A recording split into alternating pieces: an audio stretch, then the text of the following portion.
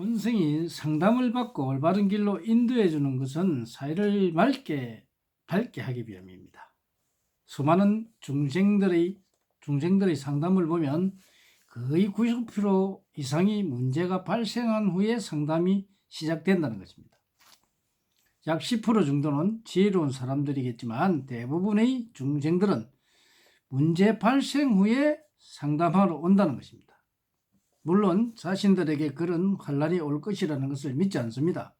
평생 복 많고 어려운 일 겪지 않으리라는 믿음에 걸을 수는 있습니다. 그러나 대자연의 운기는 인간에게 행복만을 주지 않는다는 것입니다.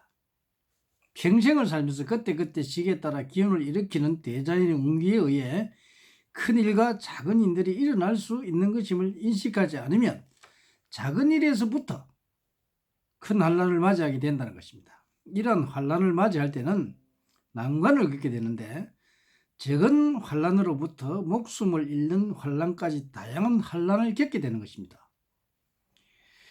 지혜로운 사람은 이런 환란을 미리 알아 대비하는 자가 지혜로운 사람입니다. 환란이 일어난 후 대비는 늦은 것입니다. 물론 환란이 일어난 후에 대처하는 방법을 상담하는 것도 좋은 방법이나 환란이 일어날 것을 일어나지 않게 하는 것은 매우 중요합니다. 가정사에서 자신의 문제부터 부부간 문제, 자식들의 문제는 가정의 평화를 지키는 매우 중요한 문제입니다. 가만사성이라 가정이 편해야 외부 일도 잘 풀린다 라는 말이 있죠. 물론 외부 일이 잘못되면 가정의 평화도 깨어집니다.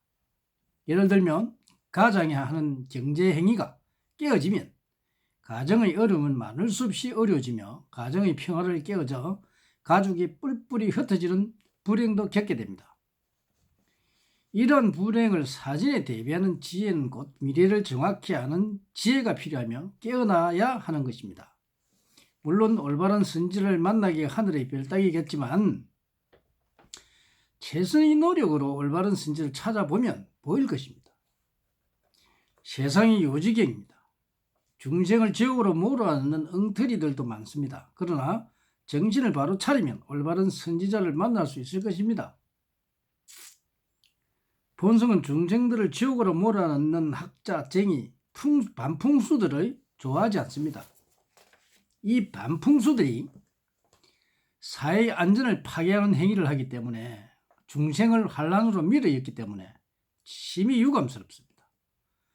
올바르게 중생을 지도하고 인도해도 얼마든지 존경받을 수 있는 것인데 엉터리 선지자는 중생 때문에 사회가 어지러워지고 어두워지는 것을 보면 화가 치밀기도 합니다.